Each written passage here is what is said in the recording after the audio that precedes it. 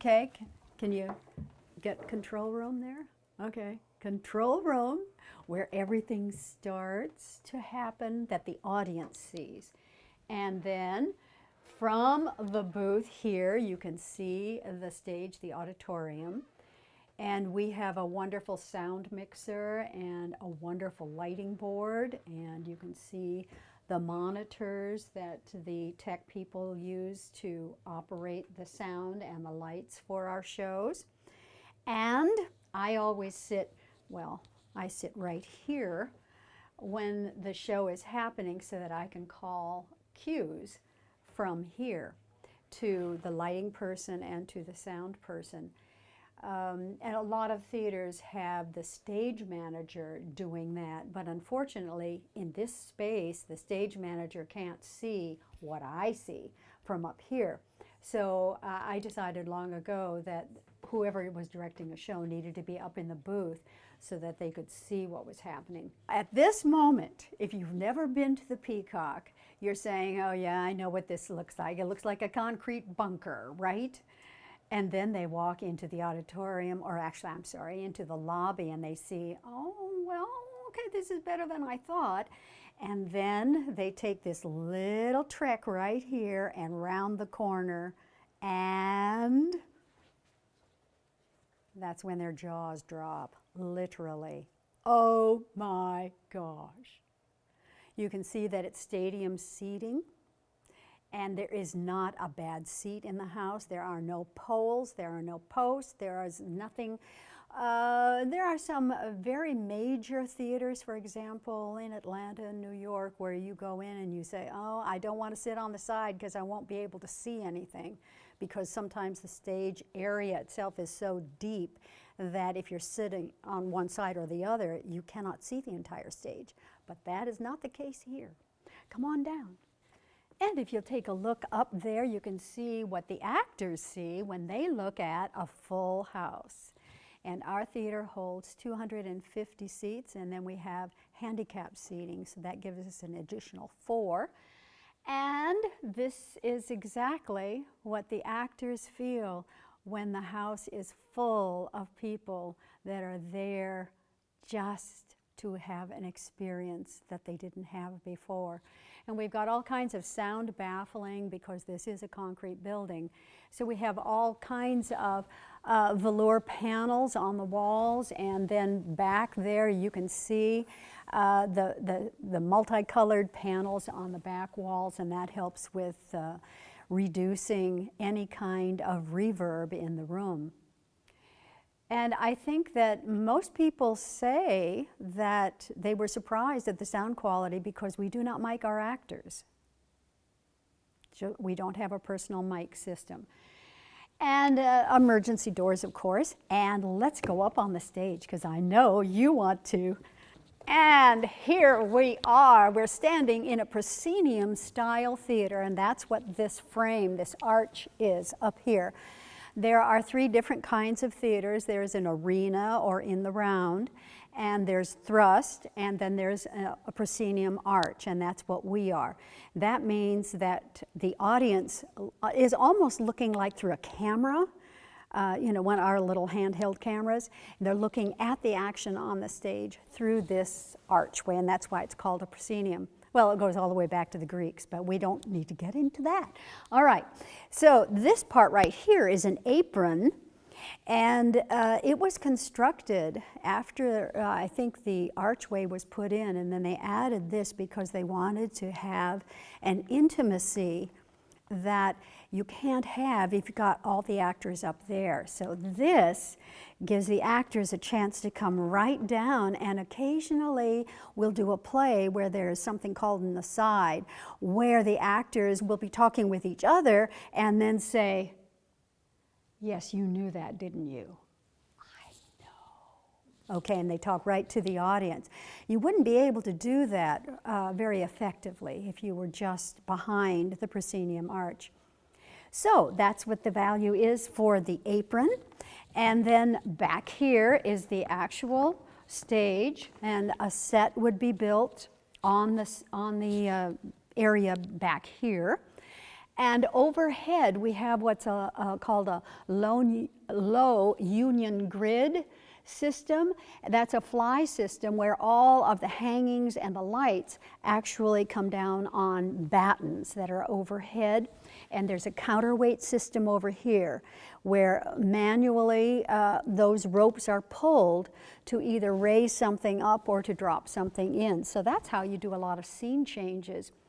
For example, we did The Music Man a couple of years ago, and we had a whole lot of sets, and you can see the space, and if you've got 18 or 20 sets, that means you've got a lot of things that you have to wheel on, push on, turn around, or drop in from the ceiling, and that's the value of this grid system that we've got. All right, this is where the magic happens as far as the scenery is concerned. We have all kinds of equipment back here that the guys use who are our set building crew. And we have about 10 to 12 guys that are here all the time, and they do every single show, every single year, bless them. And they use all of this equipment, and they all know where everything is, but everything is kind of labeled. And you can see that there's a lot of supplies that we use over and over again. All kinds of wood that we pull out to build small things with.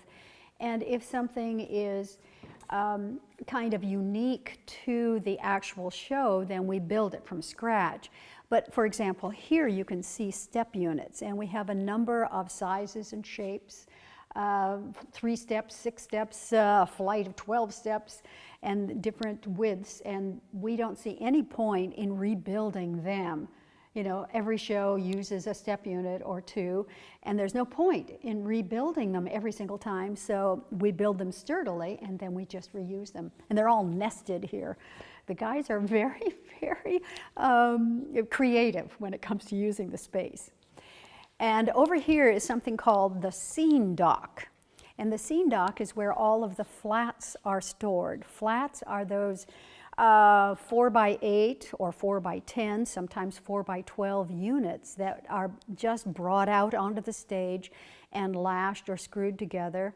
And then they're the walls. They become the walls of the set. So right now, you're not seeing anything but just lots of lumber. But these are all things that are used in every production. We have platforms here that are just standard platforms, and then we bring them out onto the stage and put legs under them and use them over and over and over. And then these are the flats here, those walls that become the walls. And each bin here has a certain size flat in it so that it's really easy to pull out. You know, if I say, okay, we need 4 4x8s, then the guys know exactly where to go to pull them out. And we've got lots of doors, kind of interesting, odd things, and we've pulled them out for cleaning or restoration. But you can see we've got 6-panel doors and 2-panel doors and doors that have windows above them, and because those are kind of hard to find. And so we've got them, and then it's just a matter of changing the knob or the hinges or whatever as far as the guys are concerned. And we have a rolling tool cabinet here that one of the guys built because so often they'll get out on the stage and then they won't have the right tool. So we find it's really easy. We just wheel this sucker out there. It's full of tools. And then we have the paint and more tools over here in this area. And you can see that it kind of looks like a hodgepodge, but the guys know exactly what they're doing. And this is another breaker box that was given to us that extends the function of our lighting system. We can add more things to the existing, the hardwired system up there, and we can just plug it right into here, so we get maybe 24 more lights than we had. Okay. You can see we try to be nice, okay? We try to be nice and clean. And you can see as we're going out to go upstairs, the paint rack with all the tools on it, all the brushes. And like I said, we try to be neat. It just looks terrible. men's dressing room. And it's a nice space, and here all the actors have a chance to sit at a mirror and apply their stage makeup. We have the restroom for the men right there with the shower and of course the toilet and a hand washing basin there. So that's what the men use. And the women have a similar, except it's larger. We tend to get into costume area storage because these racks here are full of costumes for the show, and women's costuming is generally a little more elaborate, and there are more of the costumes than the men. Because if a man is in a suit, jacket, and pair of pants, he's good to go, but a woman needs a new dress for every scene. So we've got a larger space. But again, the shower for everyone. So it's a wonderful convenience to have. And then we go into something called the green room. And this is the green room, where actors hang out before the show, during intermission, and occasionally after a show, greeting friends who might come in to talk with them about the show. And we do use it when we do our musicals. We do use this as a rehearsal space. Here's a keyboard right here. And we have, maybe we might have the lead soloist down here working on her songs, and somebody else is upstairs working on the stage with the piano up there. Okay?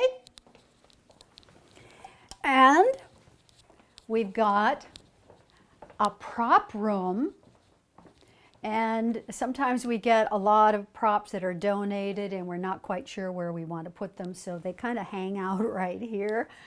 But this is the actual prop room, and what we did a few years back was we reconfigured the prop room so that this area has become a costume workshop. We found out that a lot of our ladies did not want to climb up all the way to the top of this building to work on costumes. And they can park right outside the stage door, which is just literally like 15 feet away. They can park there, come in here, do their sewing. There's a sewing table over there and a work table here. And they have a refrigerator in the green room, and there is a microwave and all kinds of things. So they can actually be very, very comfortable here. Now, the actual prop room part is back here.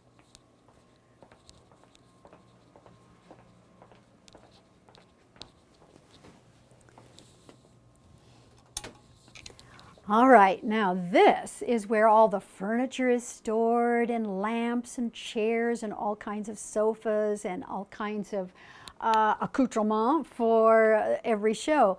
That way we don't have to go to somebody and say, hey, do you have a couch we could use? Because we've got things here.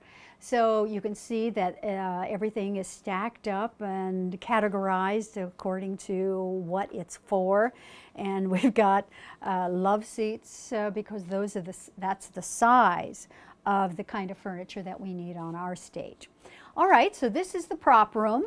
And you can see that we try to make the best use of space that we possibly can. We've even used the walls. We could use the ceiling if we could. All right, so let's go on up to the very top of the building. Now, Lilith Lidscene had a dream, a vision of this being a performing arts center and having something for everyone. So she built this, had it designed as a dance studio because she envisioned dancers being instructed here. So there are ballet bars and wonderful mirror there, and a wooden floor here so that dancers could really make the most of this space. And in addition, right now, what you see here is we've been culling the extra things from our costume department that we found are not really very useful for us. And we're going to have a yard sale coming up. And we will have a virtual tour of the theater, just like you are doing right now. And we will have a yard sale for all of this excess stuff and a high tea. So I'm sure the ladies will just love to come to that event. And we'll let you know when that's going to happen, but it won't be much longer. Okay, so come on back to the costume department. I just need to turn the switch on here.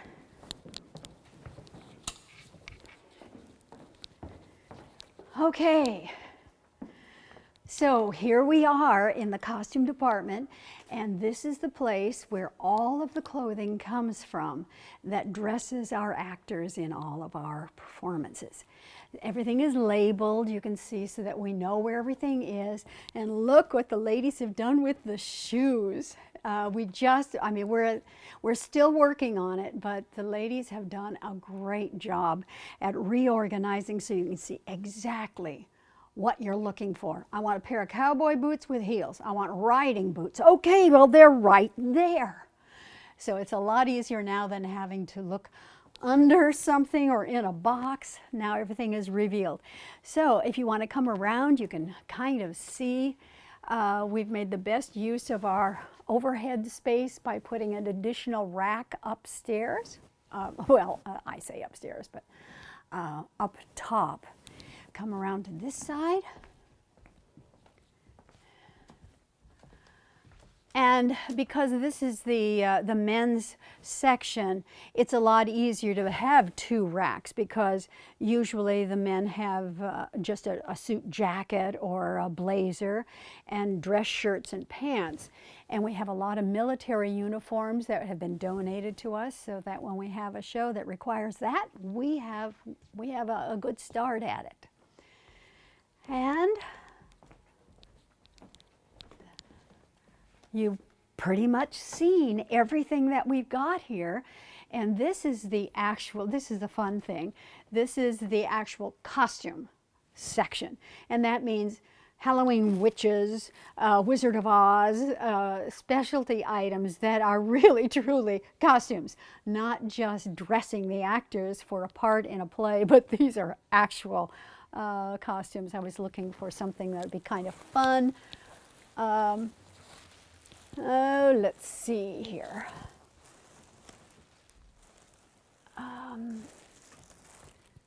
I know that we've had, we've got lots of capes. If we do Dracula, for example, we've got capes with hoods and big collars. Okay. So that's an idea there. And we just climbed up, 72 stairs? And you're not even out of breath. All right, the last place that you want to see that nobody else sees is our kitchen, because this is where all the ladies bring their wonderfully homemade scones and thematic food items for our opening night reception. And they're all prepared right here in this kitchen. We have a nice big refrigerator and refreezer. We've got a microwave to warm things up. We've got drawers full of silverware and all kinds of things, and a little cart to schlep it all out into the lobby. So now you truly have seen the Peacock.